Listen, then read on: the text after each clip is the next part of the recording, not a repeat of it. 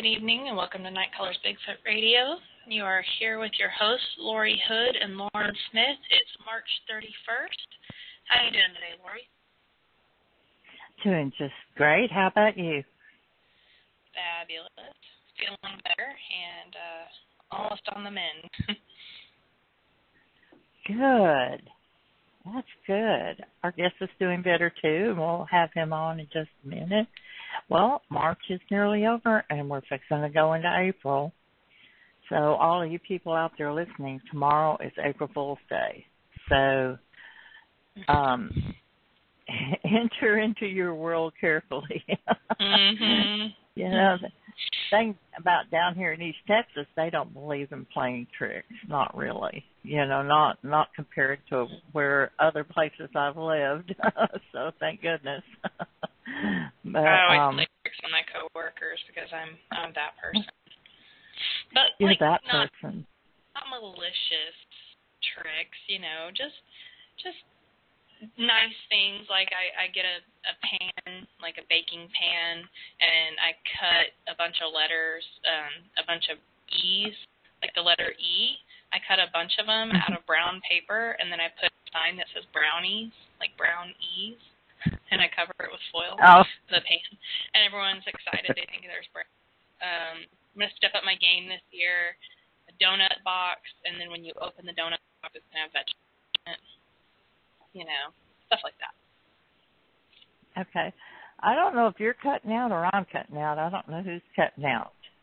It might be. I put you on top of my tea glass. So.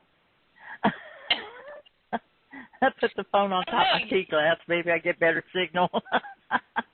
You sound fine to me, so maybe it's me cutting out. I don't know. Yeah, it could be.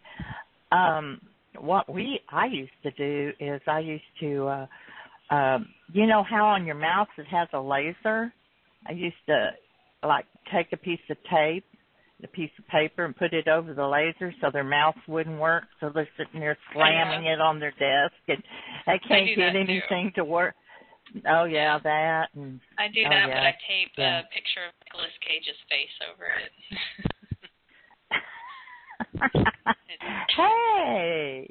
Hey, that's well, you're that's retired right. now, so you don't get to do that. No, I don't. I guess I'll figure out something. Play a prank on yourself. But, yes. Well, I guess I'll tell about my encounter. Yes. I had a UFO encounter, believe it or not. I've never seen a UFO. I think when I was a teenager, I may have seen a UFO, but I wasn't sure, you know. But I saw, what it was a light that landed in a pasture. And, of course, it wasn't like a helicopter or anything else, but it moved like a helicopter as far as the way it descended and landed.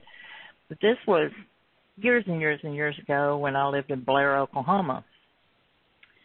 But about 2 weeks ago when it was a full moon, I was in bed, and I had my window open next to my bed, and I was laying in bed, and I heard a fox outside, but the fox had a kind of a strange sound. It was more like an alert. I don't know how to explain it, but it was just, I'd never heard a fox make that kind of sound. It was very unusual. So I got up and I looked out the window. And, of course, you know, it was very lit up outside. It was full moon night. And I was looking out, and it was just very quiet. It was pretty warm that night, but yet I heard no crickets, no frogs. And down here, you know how it is, Lauren. It's always something. But it was just deathly quiet. And I caught out of my right peripheral vision a light. And so I looked, and at the edge of our property above the trees was this light moving horizontally across the sky. It looked like a star, but it was moving faster than an airplane or a helicopter, but it wasn't moving as fast as like a falling star. And it was bigger than a falling star. You know, it wasn't way up. It was down low, but it was moving very quickly, made no sound at all. And just as it got to a certain point, right before it started to go through the, you know, at this particular time, we didn't have a lot of leaves in the trees yet. And so as it was entering those branches, you know, it wasn't in the branches, but I was seeing it through the branches. All of a sudden, it just went out. So it's just like the light turned off. And you know, I looked everywhere. I went to different windows, went out on the balcony, looked and looked and looked for it, and it was gone. But yet, everything stayed so quiet. I don't know, probably for 20 minutes. I never heard anything. And I was totally freaked out, totally. I was thinking, you know, it saw me, and that's why it turned the light off, you know, because I was looking right at it. Maybe they spotted me with my little face in the window, you know, I don't know. But I was kind of creeped out. I am not going to kid anyone. It was very strange. I don't know what it could have been. Anything else, you know, other than, I guess, a falling star, but it was moving horizontally. It was not coming, you know how falling stars do. They come up and down. And this was coming across. It was coming from the west heading east, and then it just disappeared, just like it turned its lights off. It was very strange. I didn't see any kind of flying saucer or anything like that, but it was an unidentified flying object. So just saying. Well, then they told me, I was telling my mom about it because I was fixing to go see her, and I told her I was up half the night because I saw something really strange. And she said, well, you know, look and see if anybody else saw one. Maybe somebody else reported that. But out here, there's just really not a lot of people that could have seen it. And so I looked, and there have been sightings of UFOs in this area for years. And I didn't even know that because I don't pay attention to that kind of thing. So, yeah, so I thought that was pretty cool, you know. So, anyway, yeah. Yep, that's it. Yeah. And, of course, you know, I told, you know, your brother, my son, about it, and he told me I sucked because I saw one and he didn't. And so, I don't know. I mean, yeah. I just wait, and you'll start talking yourself out of it, and you'll just, you know, but then you think about that feeling, because, you know, I had a sighting when I was younger, and you just think about that feeling of how terrified or creeped out you were, and you can't. I think back to that feeling and how strong it was, and I think back to other times when I've been terrified or creeped out, and other times when I've, you know, been in fear and then felt foolish because I'm like, oh, okay, that wasn't really anything. I freaked out for nothing. But then I think back to the time that I had my encounter, and I'm like, no, you know what? It wasn't just me. You know, it was me and my friend and my little sister, and we were all on the trampoline. And we lived right, you know, really close to an Air Force base, so we had, you know, airplanes flying over all the time, really low to the ground airplanes, like rattle your whole house.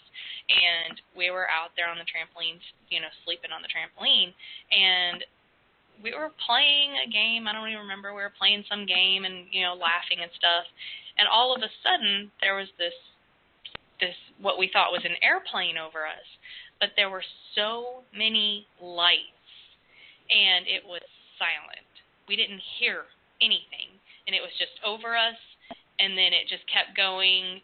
And about the time that it got over the trampoline and was, you know, moving towards the house, we all looked at each other and took off running towards the house. So we didn't see how it took off or anything like that, but we do know the whole time we didn't hear a thing. We didn't hear anything. And, I mean, a plane flies that low. You're going to hear it. Mhm. You're going to, That's right. Your earbuds are going to be busted because it was so low. Mhm. And my friend, her dad was a pilot, and so I mean, she was an Air Force brat. She's been around planes her entire life, and still to this day, if I were to ask her about this, she says she's like, I didn't hear it, and there were so many lights on it, and she said it was not a plane. There's no way. And I think back to how terrified we were and how we didn't sleep the rest that night. We all perched on the couch looking out the living room window, seeing if it was going to come back and get us, because we were so scared that it was going to get us. Isn't that so strange that you have that same, I had that same worry, even though the only thing that gave me comfort was to know that I'm really too old for them to have any interest in me. But as young people, that's what I was thinking, but maybe, never know. But it was really strange. And yes, I remember you telling me about that. And wow, I guess you suck too. Oh, no, I'm not worthy. I'm okay with that. Anyways, well, thank you for sharing your encounter, and well, thank you. Whether it was, something or not, to you, it's an unidentified flying object, and, whether it's aliens or just a weird planet, I don't know. But, the thing that I have to say is that it was quiet for probably 20 minutes after I saw that, so I felt like it was still here. It just didn't have its lights on, and so that's the part that bothered me, was that there was no sound. It was just like I'd gone deaf. Yeah. No sound at all. Yeah. But anyway, yeah, I did have somebody in my life who, whenever I first informed this person that I was a Bigfoot researcher and that I researched paranormal and stuff like that, they were like, oh, really? Oh, okay, yeah, no, that's cool. And so I was like flabbergasted that this person would be accepting of this, because I absolutely was convinced this person would be the last person on the planet to be accepting of anything outside of the norm. And I'm like, oh my gosh, like my mind is blown. This person's accepting of my weirdness. And then this person says, yeah, no, so I have this theory. Like, I am absolutely convinced that Bigfoot are science experiments dropped off by aliens. And they dropped them off here, and they're monitoring them, and that's why we have UFO sightings. Well, I don't need to laugh, because maybe, I mean. Maybe. We don't know. But, I mean, I could sit here and then somebody get abducted, go up there and see all these aliens sitting in a row ready to get dumped off, and they go, I remember that woman on Nite Caller said that this was impossible. Yeah. Oh my gosh. I just, it was just really funny. I was just flabbergasted that he was, this person was so accepting of my weirdness, and then they come out and they're like, yeah, no, I totally believe this. And I was like, oh, well, okay. Yeah, that's not where I was going with that, but okay. Anyway, we better bring Paul on. I'm sure he's sitting in the wing, ready to go. Hey, Paul, are you with us?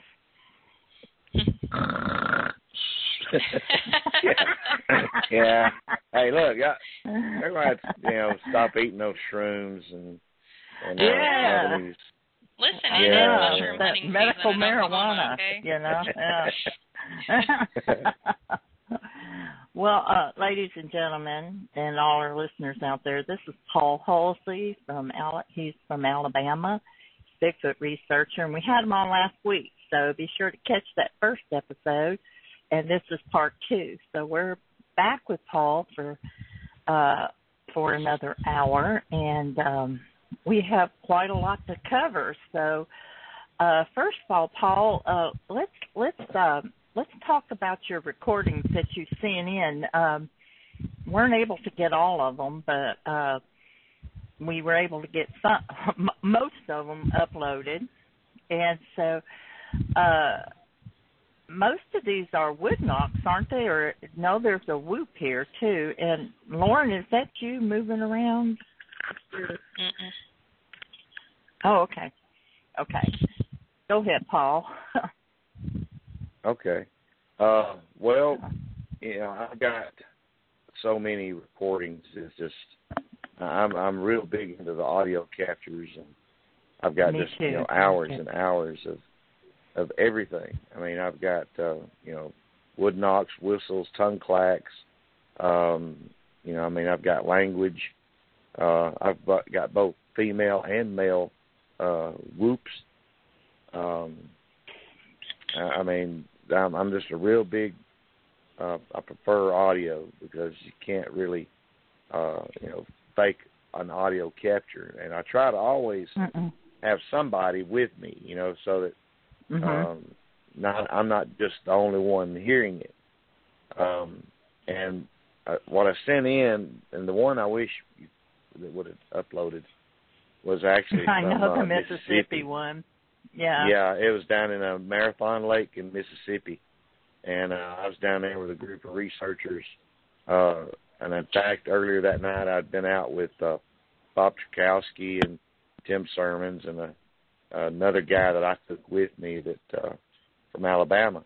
And that night, we'd actually seen eye shine, and I actually had a close encounter, about 20 foot. And so the next night, me and that feller that I brought with me, we went back to that same place. And for 2 hours, I captured everything from even pea-sized pebbles being thrown into the bed of my pickup truck. Hey. But it's hard to share everything. I have to go through and pick what I want to pick, and even then I'm like, no, wait a minute, I'm not sure.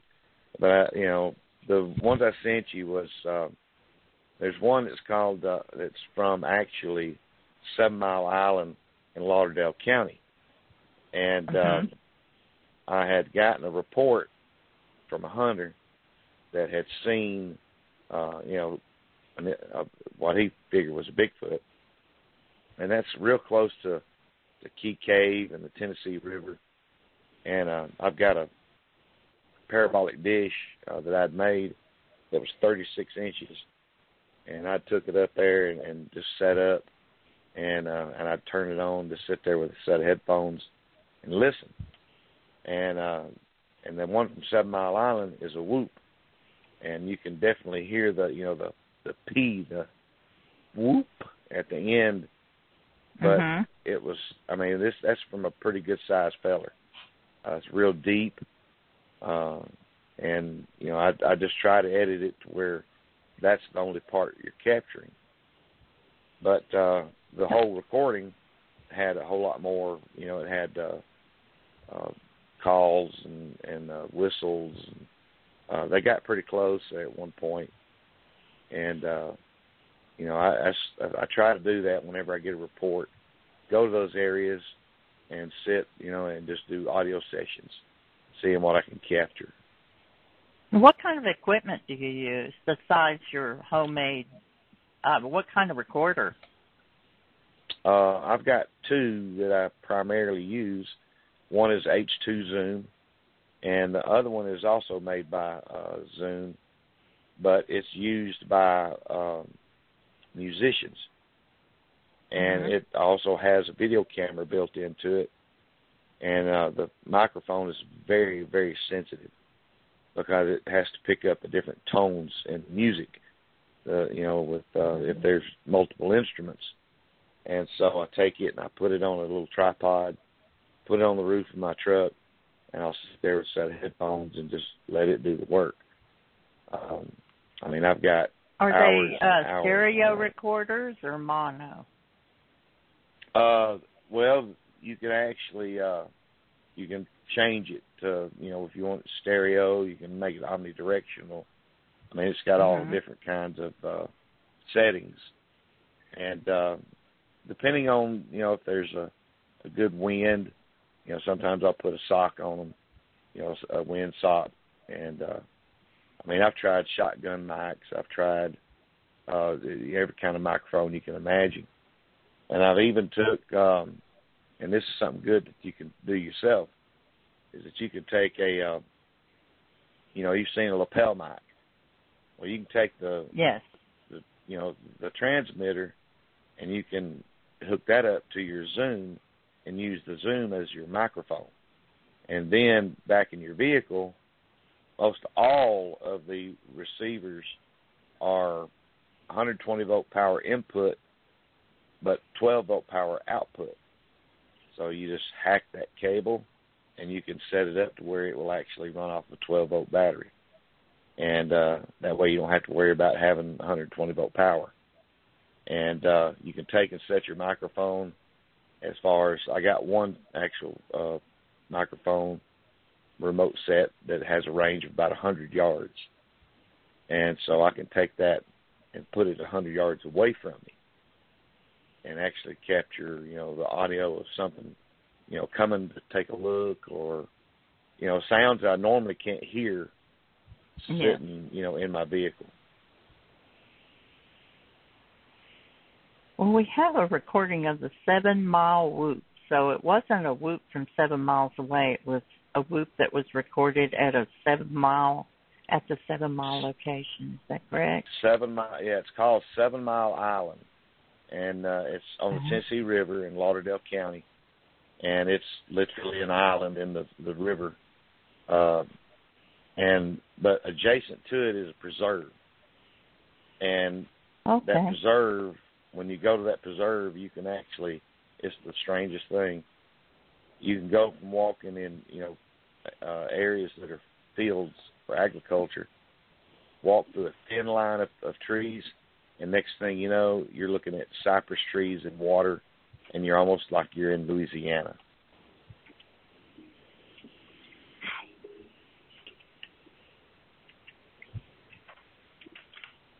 Okay.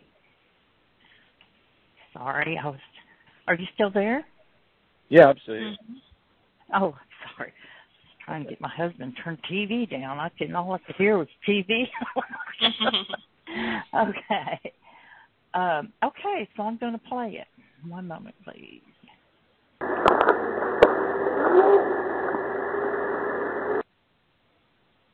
going to play it again. It's a 4-second.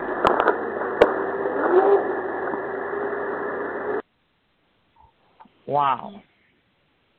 You definitely that is impressive. You definitely hear the whoop, the puff, the B at the end. You definitely hear it. Yeah, you can't mistake that for an owl or anything else. That is definitely. No. Yeah. And I've even got females. In Mississippi, I captured a female whoop, and it's obvious. I mean, when you hear it, it has that distinct female tone. And I even captured in Mississippi, which I didn't put it on the list because, like I said, I got so much, it's just crazy. Yeah. I got one where you hear "yah." It's real brief. It's kind of but it's like a kid, but it's "yah." Wow. And I also included in that set of clips, you'll see there's one called Goose Shoals. And Goose Shoals is a rock quarry. And the recorder was set in the rock quarry and, just left. And it was, when we were reviewing the footage, it was just silent for so long because it's a rock quarry and there's really not a whole lot to make noise. And then all of a sudden, out of just nowhere, you hear a vocalization. Wow. So let's play that one. One moment.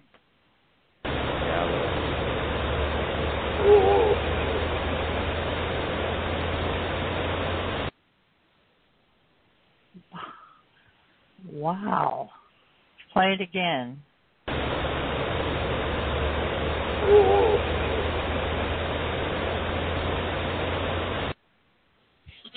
Almost sounds like a belch. almost. Well, actually, I had it analyzed, and it's like saying, "Whoa." And Wow. I actually let a Cherokee Indian listen to it, and when he listened to it, he said that's like an expression. It was like, he found the recorder, and you know how like when we have something we go, "Oh crap." He said that's kind of like what it was, like a "oh crap." Whoa, oh crap. Yeah. Oh my goodness. Yeah. So, and I've got several clips of language. I actually got a clip from Pell City, Alabama, where a female is calling to the male, and she's saying his name, and you'll hear him respond off in the distance, and she'll call him again, and he'll respond, and then third time when she calls, she's so close to the recorder that the speaker on the recorder vibrates, and the dogs in the neighborhood all of a sudden start barking.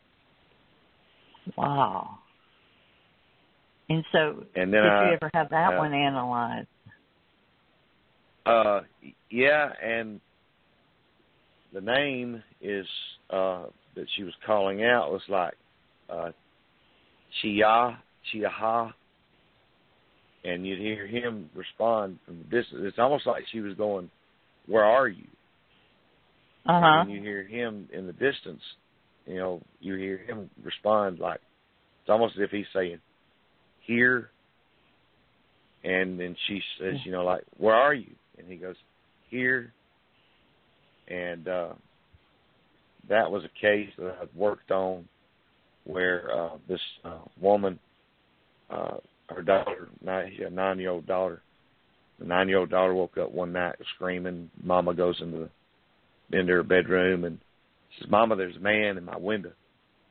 And so the mama puts a towel up over the window, because it was just an open window. And they got a street light in the backyard. And next night, the little girl wakes up, screaming again. The mama goes in there and goes, "What's the matter?" She said, "That man's in my window." And she looks at the window, and the towel is a white towel, and it's kind of dark, and then all of a sudden it goes light.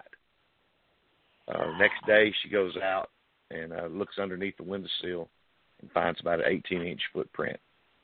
When I went to the location, I stood underneath the windowsill, and the bottom of that windowsill was at the top of my head.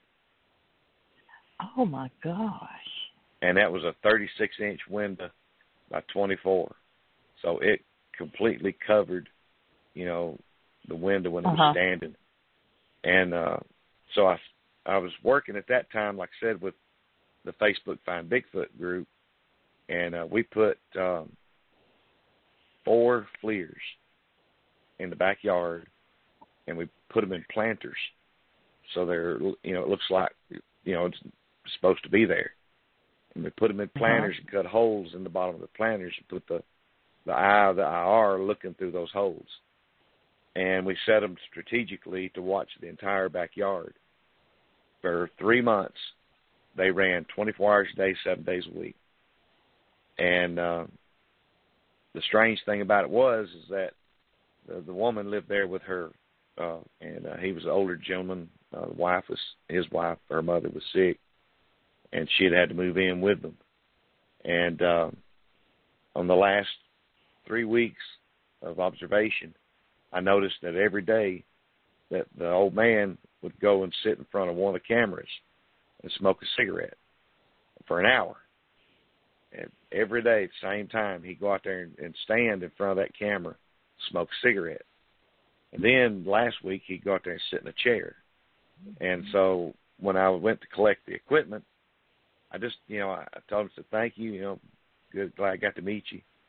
And I just kind of said, "Tell me something." He's working on an old Corvette. I said, "Tell me something. Why every day do you go out there and sit in front of camera 3 at 2 o'clock and smoke a cigarette for an hour?" He stops working on the Corvette, and he kind of stands up and looks at me and says, "They just want to be left alone." And my daughter don't understand. They've been here a long time. He said, if I'd known my daughter's going to call y'all and get y'all up here, he said, I was probably stopped it. But I didn't know that's what she was doing. Oh, my God. It'd been a generational where he planted a small garden and put turnip greens and kale, and they would come. But they didn't come every day. They only come certain time. He said it takes them about 3 months to make the loop to get back to them.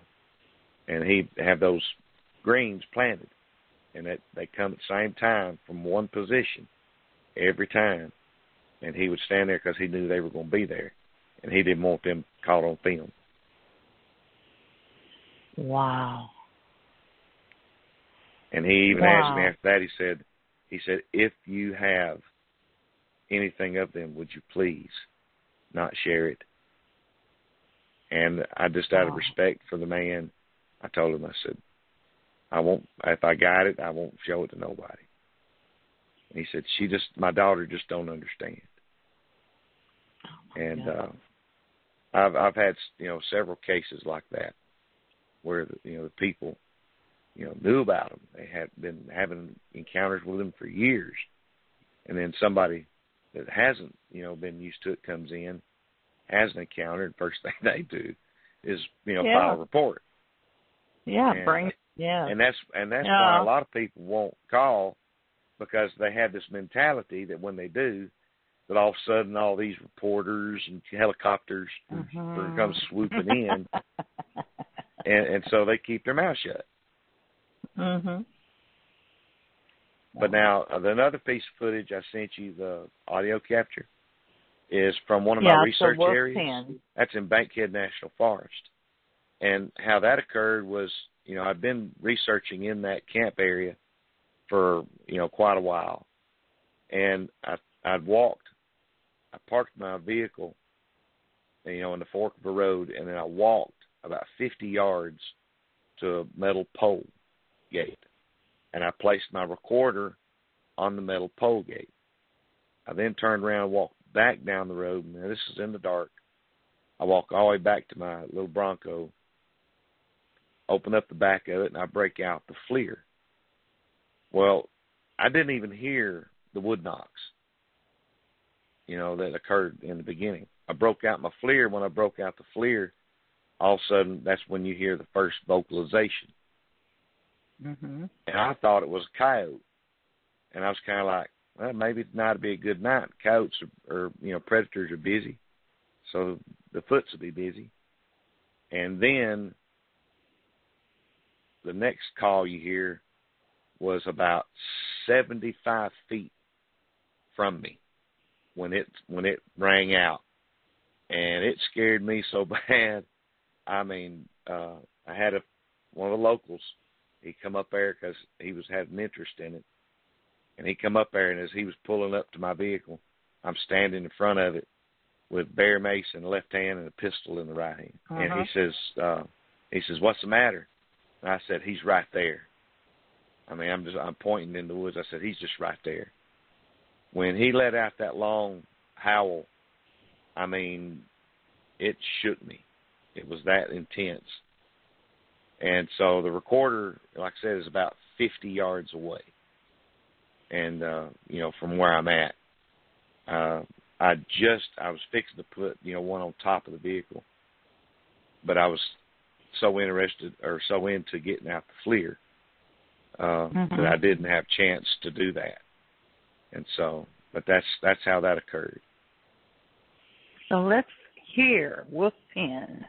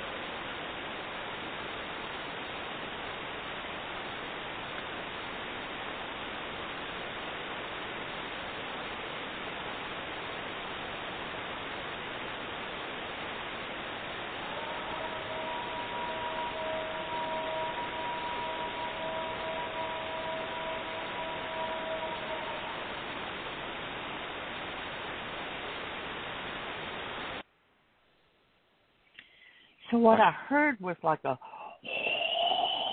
Yeah, like that's yes. No, yeah, that's not right. It's definitely a very large growl. It didn't upload right. Oh, it didn't? No, it did not. No. Yeah, it did not. Oh no. You know, the very first of it, you hear the wood knocks, the pow, pow, pow, pow. Yeah. And then let me see. I can't have that. That's got to get that right. I don't know how well you can hear on what I'm talking on. Give it a try. I tell you what, I'll do. Apologize for that. I don't know if it was from the download or from the upload, but yeah, well, you know, that's unfortunate. The Blog Talk. Probably. It is. I've had my experiences with Blog Talk as well. Let's see if maybe you can hear it better on my computer. Maybe the audio will play it enough. Let me let it load here. I mean, the 7 Mile Island was a good one. It loaded up nice. Mm-hmm. All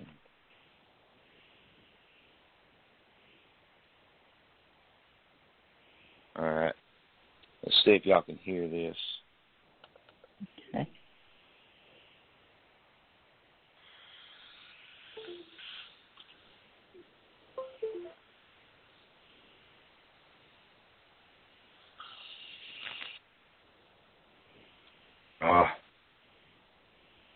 Dang it. I need to plug in external speaker. Oh. Yeah, I can't hear it because I got a headphones on. Let me try it again. Okay.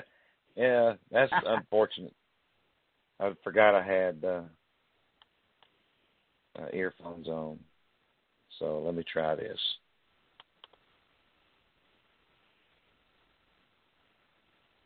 Technology. We're so bound by technology.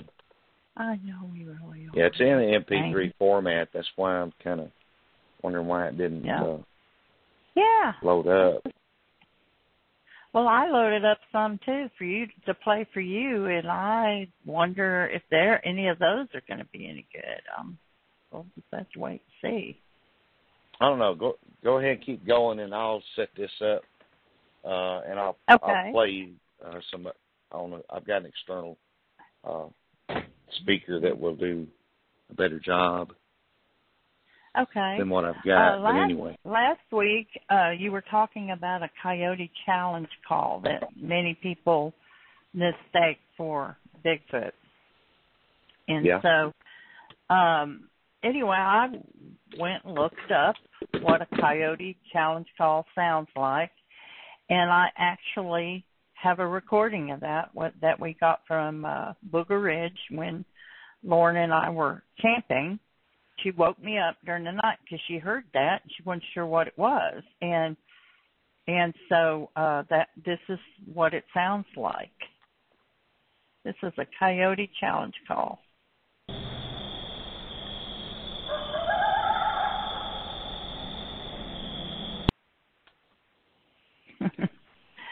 Almost sounds like a wild Indian, doesn't it?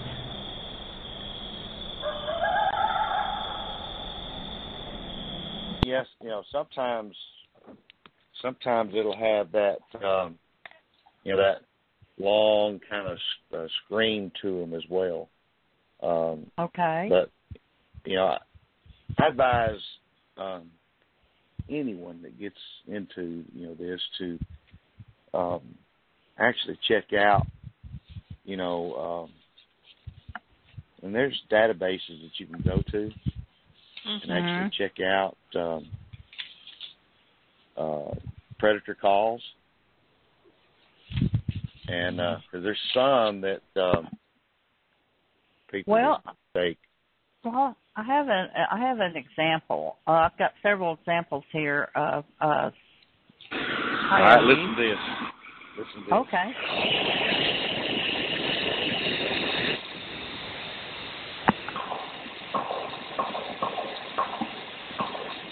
Wow.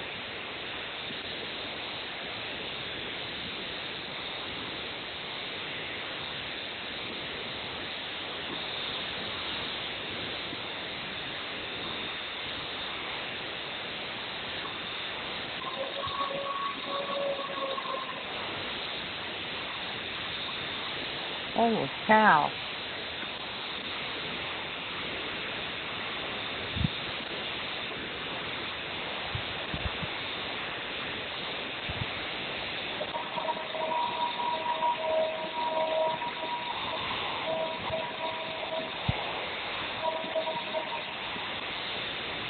Holy cow.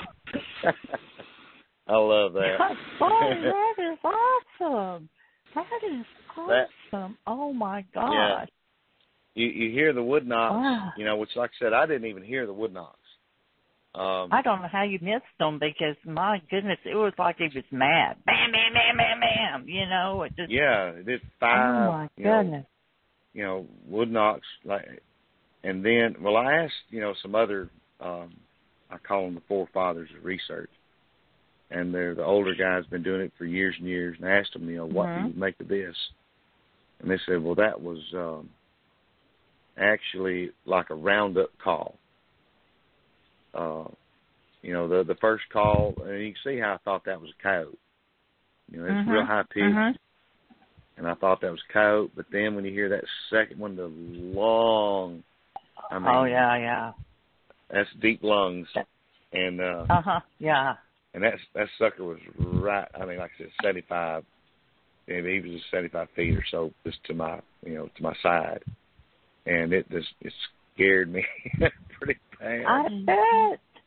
I bet. All right, now here, I'm going to play you that audio clip of the wood knock. Now, this is me and the guy. He's a paranormal investigator. And he's talking about getting out. Okay, the Mississippi? Yeah. Yeah, this is Mississippi. Yeah. And he's talking about getting out of ghost hunting because there's so much competition. So just listen to this one. Okay.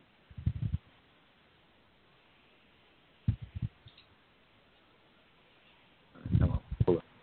All right, here we go.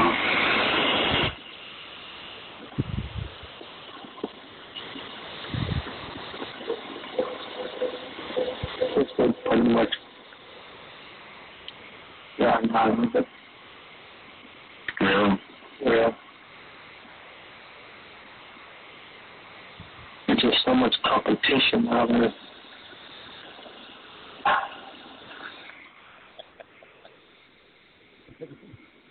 I love that. You hear the yeah pop? Yeah, it was like, yeah, go ahead, get out. I'll show you why. There's just so much competition. Wow. You know, earlier that night, or later on that night, he had sat there, and we're sitting in the back of my truck just talking. And he said, you know, because I was like, man, I wish they'd do something. And he said, yeah, it's not like you can get them to do it on command. And about that time, you hear another wood knock. Pope. And I looked at him and said, well, they just heard you. Well, you know, we were talking about earlier, you know, about what they've discovered about wood knocks. If you hear a wood knock, how close are they likely to you if you hear the wood knock, actually? Right. Well, that's one thing that MABRC and Randy Savage and several other, you know, researchers were trying to figure out. Bernie Wall was, how close do you have to be in order to hear the wood knock? And what they discovered with their experiment was it's a lot closer than what you think. I mean, if you can hear a loud wood knock, you know, they're really close. I mean, I shot a video one time and captured a wood knock in the video, and I didn't hear it, but my son was he's a Marine, and he was at his combat training, and he was laying in his cot watching my video. And next thing I know, he messages me and says, "Dad, you realize you got a wood knock in your video?" Oh. I said, "What?"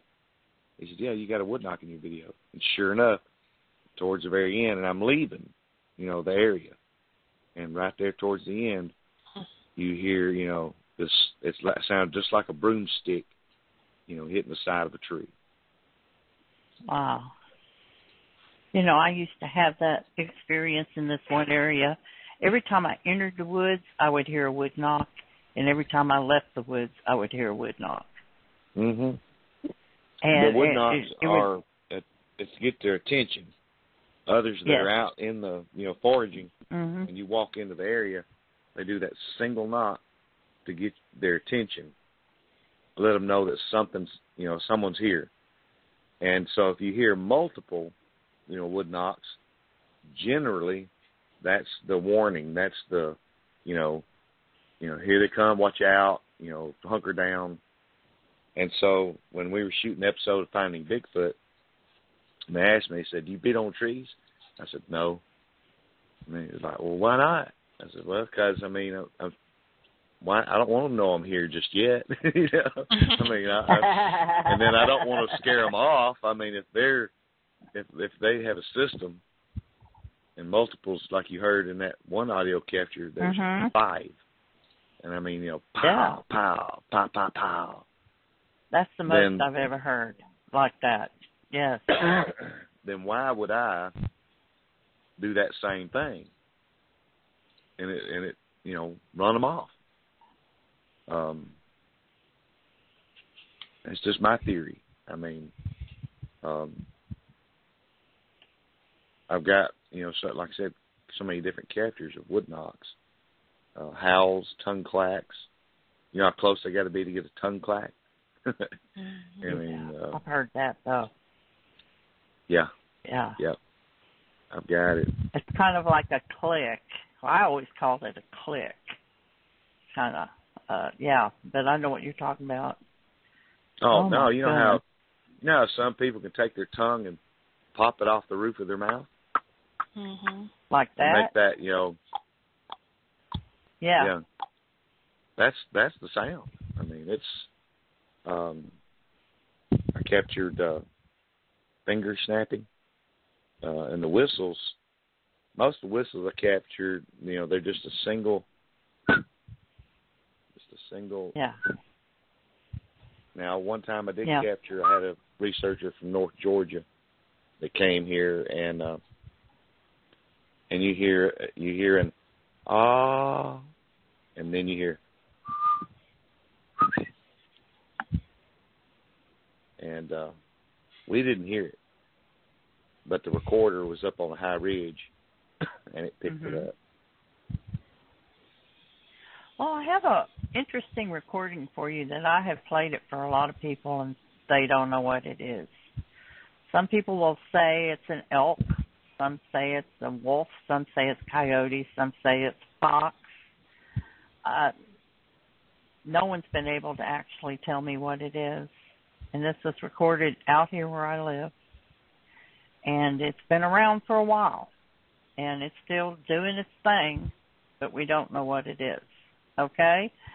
So I'm going to play it, and I want you to maybe you'll have some insight on what it is. And if you don't know what it is, don't feel like the lone stranger, because no one knows what it is. So here we go.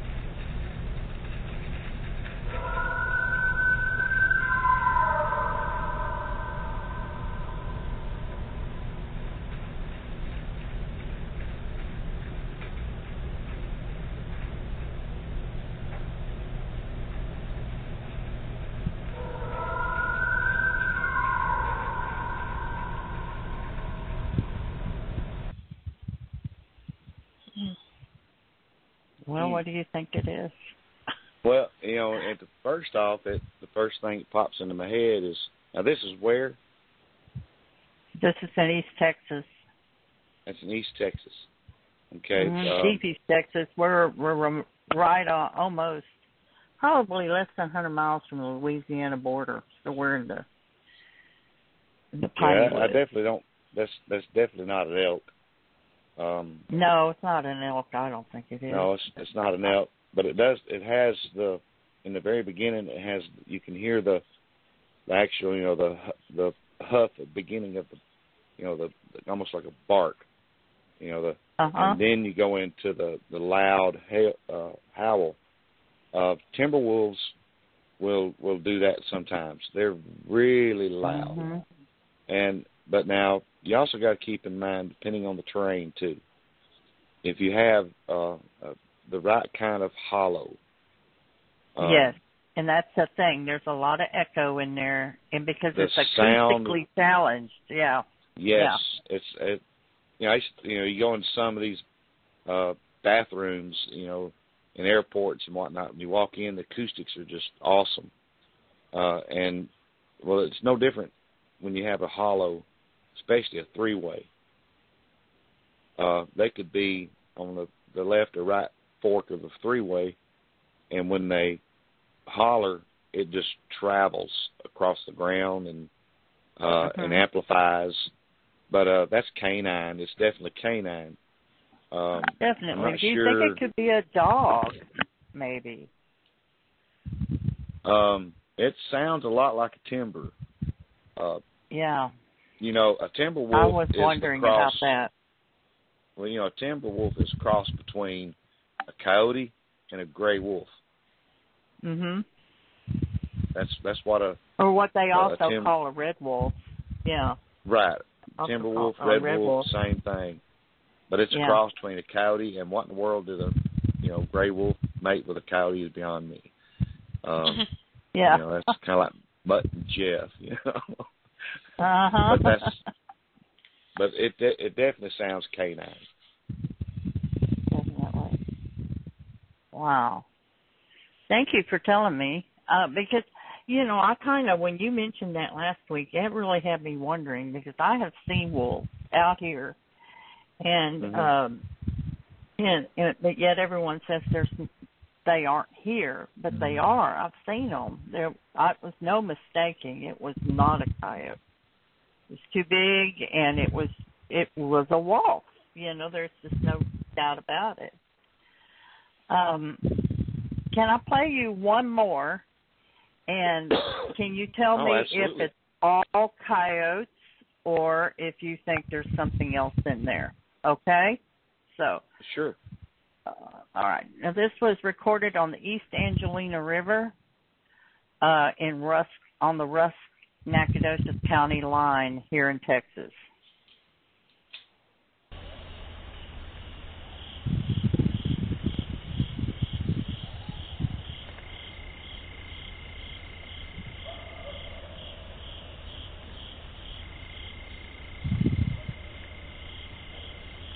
Neighbor dog barking.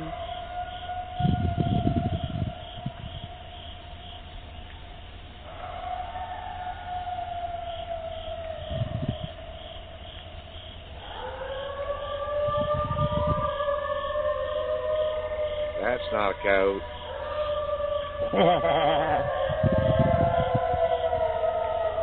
Wow, this is so funny. Do what? I'll tell you a second.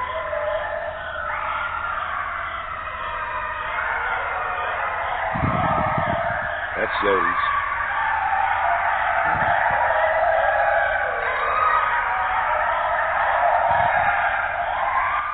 That's Yodes. Yeah. They started coming towards me, so they got just really loud. The coyotes did. But let me just tell you, I got my phone, I'm listening because I got it on speaker, and the minute that wolf sounded off, my neighbor's dog barked. Really? My neighbor's dog started barking. That's a wolf. That was yeah. And sometimes they'll run together. I mean, they'll actually. Mm-hmm. I mean, I never thought that until I actually I'd shot a solid black timber wolf, and it had a white female with it, and when it hit the ground, the white female run up to it, and I was fixing to get her, but about that time a pack of coyotes come running up, and so I got distracted looking at the coyotes, and which they can't. They didn't know where I was. I mean, I'm 100 yards away, and but when I would go and hunt them for the local cattle farmers, and I'd use predator calls, and I'd call them up, and if I couldn't call them up, and the cattle farmer wanted them off the property, then I would take a piece of steel cable, and I'd tie it to a tree and hang it down about 6 foot off the ground with a big treble hook on it, and put a piece of chicken. And domestic dogs can't jump up that high, mm-hmm. but a coyote can. And so it wasn't nothing for me to come up and find coyote hanging off a wire. I know it sounds morbid and everything, but they were killing calves. Well, they were killing calves, and that's their money. And they didn't want to poison them, but so I mean, when I was, like I said, I was a teenager when I started, and to me it was just hunting, but I learned all the calls, how to get them to come in, and in that recording, that's so interesting. You can that deep baritone. That's a wolf. Mm-hmm. Wow. And then you had the higher pitched, caterwaulers, what I call it, mm-hmm. was the coyotes. So, they evidently were, together. It's not uncommon for them to run together. Apparently it's not uncommon, because I get that quite a bit. I get that deeper one in there. And for the longest time, I thought that was a Sasquatch, because it was so much deeper than the coyotes. And now you're telling me it's a wolf. Well, that just opens up a new door for me. It really does. Yeah. That long, deep was definitely a wolf, in my opinion. Now, I'm just telling you from what I've personal experience and being out in the woods and hunting them for, years. It's just like, deer. I learned, it took me 20 years to kill my first deer. And we hunted them with dogs. But our dogs would sometimes run into a pack of coyotes, which that was never a big deal, But if they ran into a wolf, they would always come back or they wouldn't come back. And the wolves, I think the wolf I shot, he was about 52, 62 pounds, pretty good size, dog. Coyotes are a little bit bigger than a fox. They have that real high pitch and that yippee, yippee, yippee, yippee. Yeah. They'll get, all kind of worked up. Can you believe we're out of time? We are out of time. I cannot believe we are out of time. That's just not fair. It happens. I had to go to an hour and a half when I used to have a blog talk show, and then I had to be very careful about. That's what we should have done this time, was went with the 90 minutes. But we, honestly, I didn't know. Well, I didn't know we were going to blow through this time so quickly. It has been so interesting, and I learned so much. Personally, I've learned a lot tonight, just like I did last week. So we're just going to have you back. That's just all there is to it. Well, I believe that it's time for researchers to begin to help each other and share their information, quit being so, hoardy and stingy with it. It's not like you're going to get rich and famous. I've got recordings. I can't prove that if that's exactly what made that noise, made that sound, because I don't have it on film. Mm-hmm. But when you hear those audio captures, it's obvious that it's not an animal. Obvious. And that's what you, and on that recording, the recording that you played for us where the one roared, I've heard that before. In fact, I heard that before I even knew what a Sasquatch was. And it scared me. It was a good ways off, and it scared me. I was ready to get back to the boat dock. I was out on the boat. And it scared me. I can just imagine how you felt with it just right over there. I wouldn't still be there. I wouldn't have been there. I would have been gone as long as my giddy legs would have took me, and I would have got out of there, because that's just absolutely terrifying. That is a great recording. That is one of the best recordings I've ever heard, and I'm not just saying that. That is a great recording. Yes. Yeah, we were filming Finding Bigfoot, and like I said, when I was letting Cliff Rockman listen to him, and Bobo was laying down in the back seat of the SUV. He just got through eating, and I play that particular clip, and as soon as it does the long, it does that, Bobo sits straight up in the SUV and goes, "That's a Squatch, dude."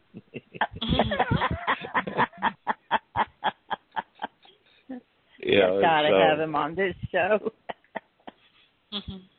Yeah, wow. Great guy, But I hear a lot of people that capture audio, and it's a great deal of them are coyotes and wolves, and and a lot of people don't know that even those animals can make other sounds.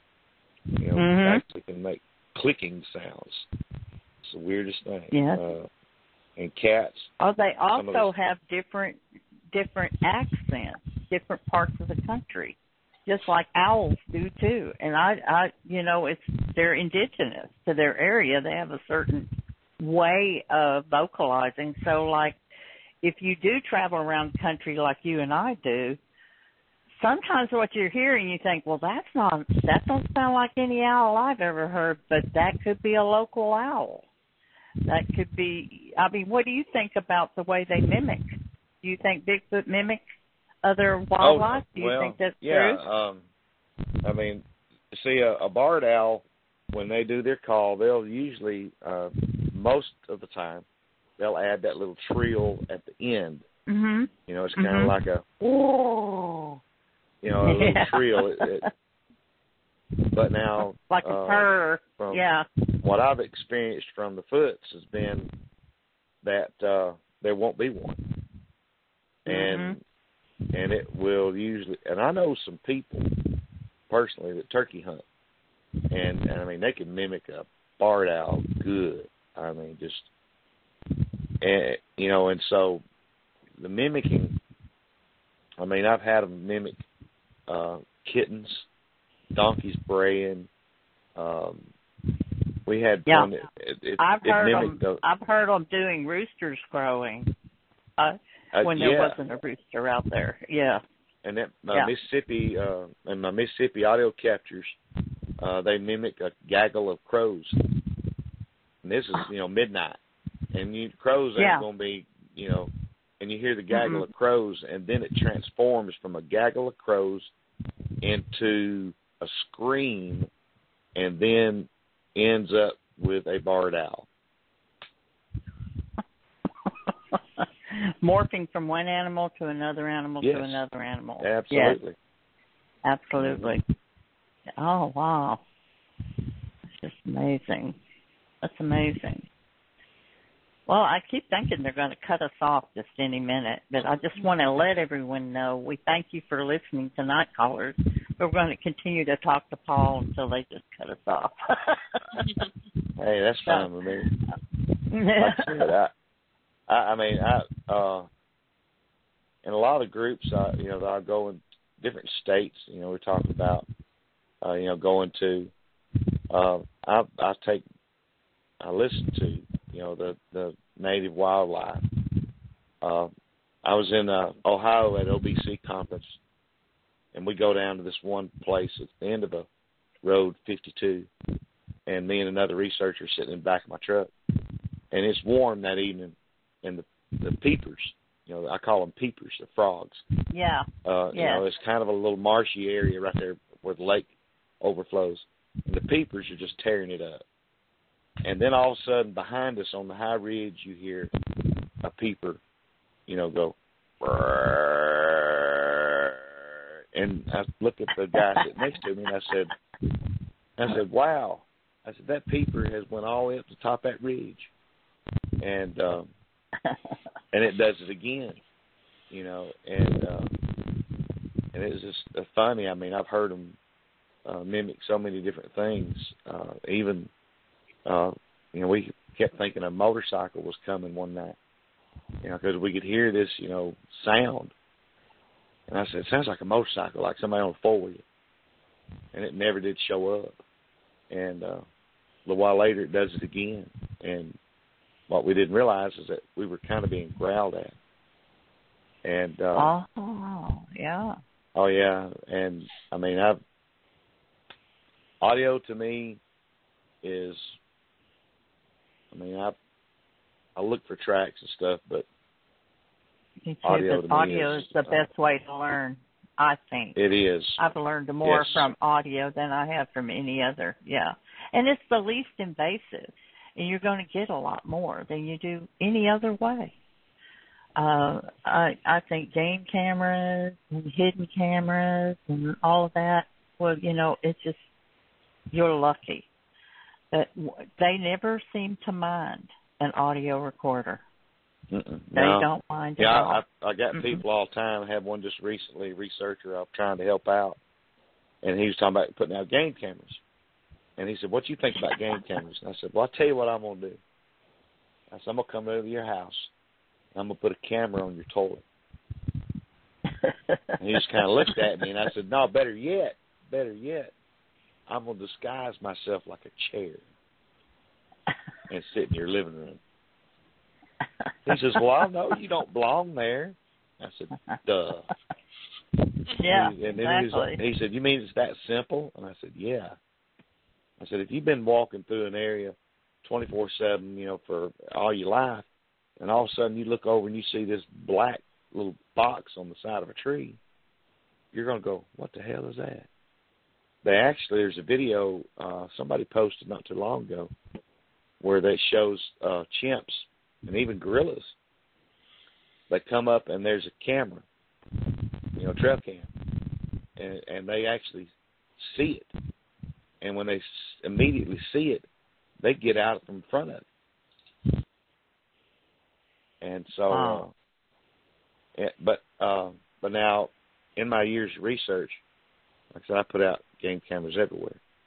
I couldn't figure it out, so I finally called Moultrie, Cuddyback, Bushnell, all these, high-priced manufacturers. And I asked them, I said, tell me something. Why do the deer or any other animals look at a trail camera? Is it the flash? Because, they sold me, I thought it was the flash, the IR flash. Yeah. And the technician said no. And I said, okay, well, then why do they look at the camera? He said, because they hear it. He said, all trail cameras, doesn't matter if it's black flash or any of those other flashes, they make a noise because they have a processor. And when a camera is in sleep mode and the camera comes on, the processor clicks, and then it resets, and then when they trigger the camera, it clicks. So what I did is I took two different brands of cameras with different flashes. I then took a parabolic microphone, put it on the headphones, I activated the first camera, and you can hear the little snap. I activated the second camera, and you could hear the little snap. And that's why the deer look at the camera, because it makes a noise. And that's their ears turn up.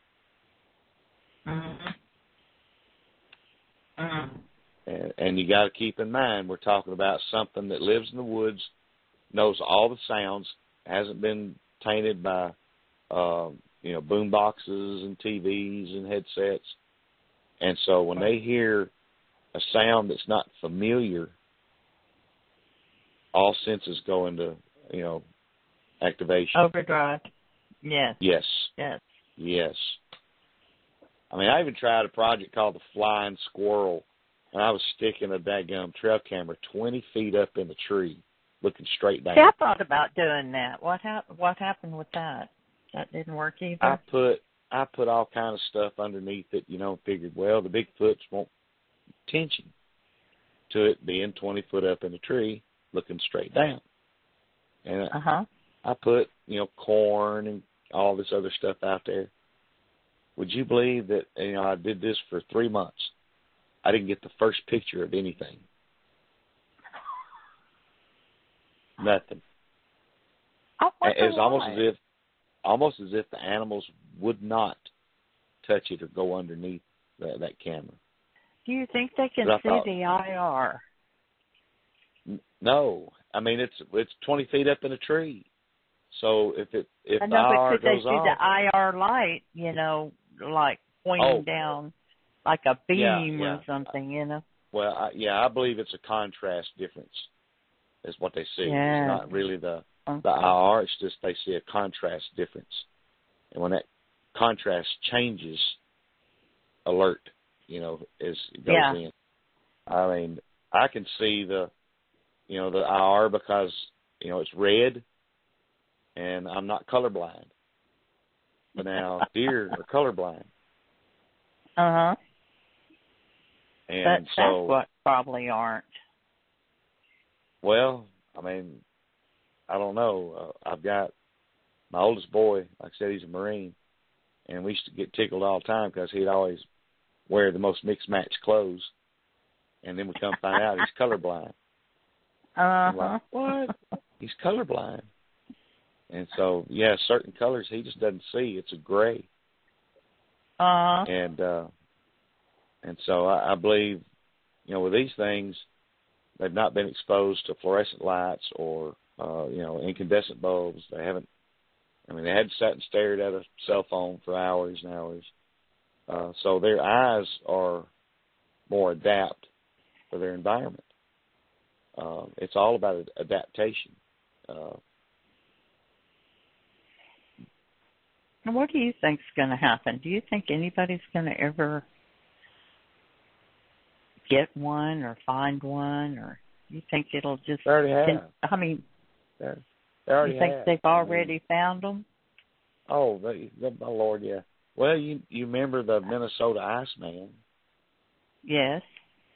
Yeah, the original, not the fake one that's out there now, but the original. That story was that farmer shot it and killed it, and at one point it even held its arm up to block the shot, and he shot it, and it broke its wrist. Well, I had a good friend that he's passed away since then, but he actually saw the display, and he said when you walked in the room, there's this box, and in that box is he said this film of ice. It wasn't crystal clear. You could just see, the some of the features. He said the eye was out on its cheek. It had a wound in its chest and a wound on its arm. And he said, you know how blood, turns kind of a pinkish color? Well, that pinkish color blood had risen to the surface of the ice. And he said, you can smell it. There's no way to fake that. Oh. No. But now that particular display What, they could just disappeared. smell decomposition or what? Yeah. Yeah. He said it was obvious when you walked in the room. He said you could smell the rotting flesh, decomposition. But it was probably because the blood was pooling on the surface of the ice. And the guy that had the display would have to come in there, and he'd have to wipe that off because it would puddle, on the surface. And, they say that P.T. Barnum, that he had one, on this, he had it, and he had a mermaid and several other, mythical creatures in a warehouse. And, surprisingly enough, it, burnt to the ground.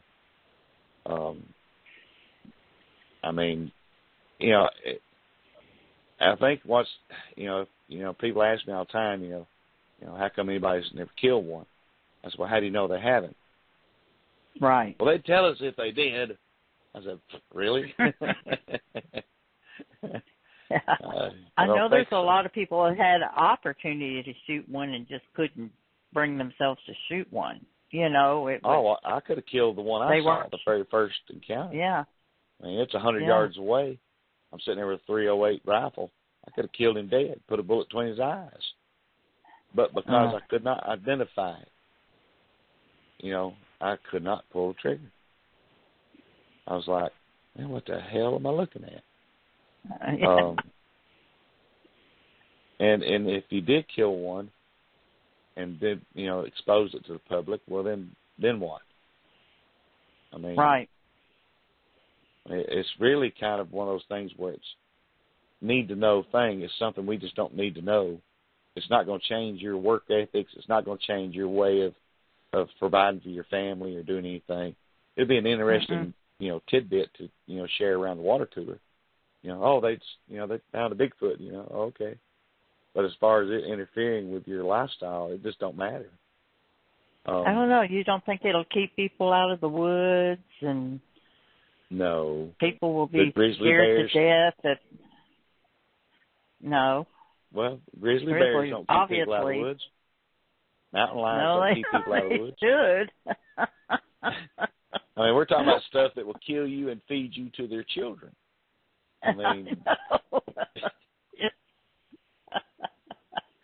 Sharks don't keep people out of the ocean. No, you're right. You're right. Never thought about it like that, but you're absolutely right. Wow. And then most people think Harry and the Hendersons. That's exactly what they would be thinking too. So. Well, I don't trust them. Somebody said, well, if you build and gain their trust. Nah, I don't think so. We're talking about something that if they was to ever, you just think about the speed and the agility, the strength. We're nothing. And if we were to pose a threat, it wouldn't take them anything to do away with us. We're weak. That's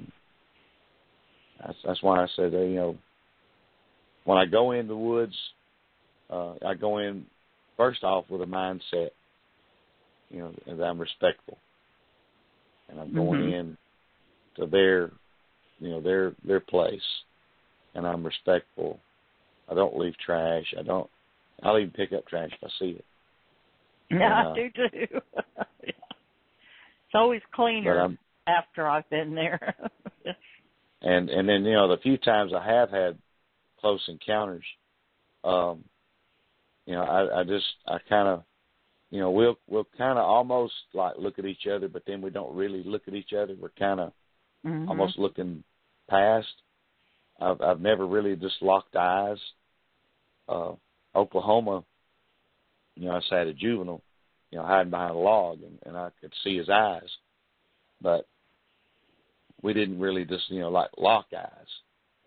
I looked over and saw the eyes, and I was like, no way. It's crazy. So I reached down and picked a little piece of driftwood. What do you think about their intelligence? I know they're intelligent because they can outwit a person with a game cam easy. But such as, gifting.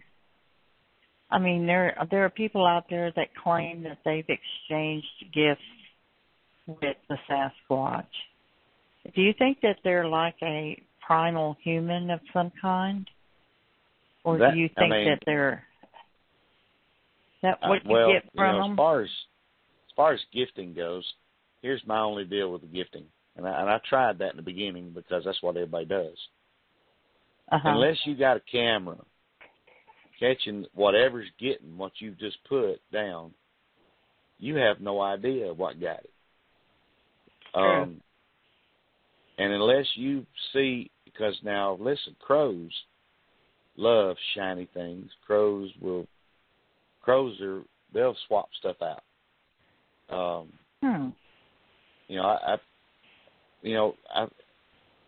They have to be very careful, cautious about just taking anything, because if it was that simple, then all I got to do is, and I'll set a trap and I've got them. I mean, it's all I got to do. I had a case where I put out a little pack of crackers, peanut butter crackers. Everybody loves those. And they sat there for 2 weeks on the stump, and nothing touched it, not even a mouse. So I go back and I get the pack of crackers, reach in my fanny pack, pull out a Cliff Bar, oatmeal raisin, put it down on the stump. A week later, I come back, and as I'm walking up to the stump, I'm looking at it, and I'm thinking, what in the world is that on the stump? It looked just like a brown chicken egg. I walk up to it, and I pick it up, and it's a quartz rock. And I'm like, so I said, thank you, put it in my pack, put down another Cliff Bar. Come back, a week later, and there's a turkey feather laying on the stump. The next time, a coyote skull laying on the stump. Now, I don't know that there's not another hiker or another Bigfoot researcher that's going up to that stump and going, hey, look, somebody left. I mean, unless you have a camera and it catches whatever is doing that exchange, you can't put the title of Bigfoot, put this here. That's true. But what kind of bar were you putting out there? What kind of bar? Cliff Bar. A Cliff Bar. Yeah. Never heard of it. Yeah, Cliff Bars we got them here in Alabama. It's like an energy bar, all natural. Oh, okay. Yeah, for like hikers use them. Okay. I mean, but that's just like they're going to be sold out after they listen to this show. Yeah, they took those. Hey, I put squash and zucchini one time on a log that I'd gotten from Walmart, and they wouldn't touch it with a 10-foot pole. But when I put squash and zucchini that come from an organic grown garden, they snatched it up. I believe there's that's a level true. of intelligence. There is a level of intelligence there that we just really don't understand. I mean, I took had a group come down here. They put out apples. They put out Skittles. And they said, you think they'll get them? I said, oh, yeah. I said, I'm sure they will. I said, I know if I was walking in the woods and looked down seeing a handful of Skittles on the ground, I'd go, oh, look, Skittles. 5-second rule. Yeah, my good luck. Or, here it is, December. I'm going to walk up and there's 4 or 5 apples laying on the ground. I'm going to go, hey, look, apples. Wow. Grab them, and eat them. I mean, come on, really? Don't they know that these, they're going to say, they're going to probably look at it and go, oh, wait a minute. Apples only come when it's warm and when the trees bloom. So where did these come from? And they're not just so stupid that they'll just pick it up and just, devour it. We had that one come into the camp in Oklahoma, and it went down to this blue tote that was from Walmart that had all the people's food in it, and it moved that thing around, bumped it and everything, but never did open it. Couldn't open it. Didn't know how. And as it was walking out of the camp, it was in a kind of a whispery voice going, Bobby, Bobby, Bobby. Yes. That was, Oh my goodness, that's where we were camped at too. Same place. Yeah, that was me. I'm the one that heard that, Bobby. Yeah. And then the next morning, I come out of my tent, and I said, all I want to know, who's Bobby? Because I'm fixing to kick somebody's butt. Because he didn't wake up, whoever's trying to wake up Bobby, you know. And then that's when Larry Parks, he said, well, now, D.W. was here last night, and his wife's name's Bobby. And his truck was blocking somebody from leaving, and so he goes, Bobby, move my truck. Huh. Well, he's not Lee's too much Creek. of a short bus if he picked that up pretty quick. You know. Well, that same one, I think quick. it was a year or so before, or couple of years before that, D.W. said that their grandson, his name Izzy, and he had said that they've been down there camping, and he was like 5, and you know what you have to do with a 5-year-old, Izzy, put that down, Izzy, get out of that. Well, later on that evening, they could hear from the reeds. They could hear a voice, going, Izzy, Izzy, Izzy. Wow. And so there's a level of known intelligence. This story. I wish I'd known this story when I was recording. I would have wrote some verbal bait out there before I started recording. See if I could have got that. Oh, my goodness. Well, I think we are really about out of time. So it's 9:59, and I need to get off of here. Lauren has to go and work an hour early, so she's already vacated us. And so I guess I better go ahead and end the show. But thank you, Paul, so much for coming on. You're excellent guest. Excellent. We rarely ever run over with somebody, but I've enjoyed talking to you very much. Yes, absolutely. So I hope we run into each other again. Are you planning on going to any outings here in the future? In Oklahoma? Are you going to be at the OBC this year? Yeah, OBC. What is that? The Ohio Bigfoot Conference. You going to be there? I don't know. Yeah. Well, I mean, I'll be there at it. I'm going to Virginia, and then I'm going. Now I'll be hosting here in Alabama a Bigfoot conference. Got Lyle Blackburn lined up. Got several other speakers lined up, and I will be taking some folks out on some night audio sessions. Well, I think we promised some people we'd be in Hanobi, and I think that's the same weekend, isn't it? Yeah, it is. So I know we're kind it of is. obligated ourselves to another, so. Oh, I wish I could. And then but we will. We'll see each other again somewhere down the line. Yes. Oh, yeah. We'll share fire sometime, I'm sure. Okay. Well, thank you so much for coming on. And everyone, You're very welcome. thank you. Thank you for listening to Night Callers, Bigfoot Radio.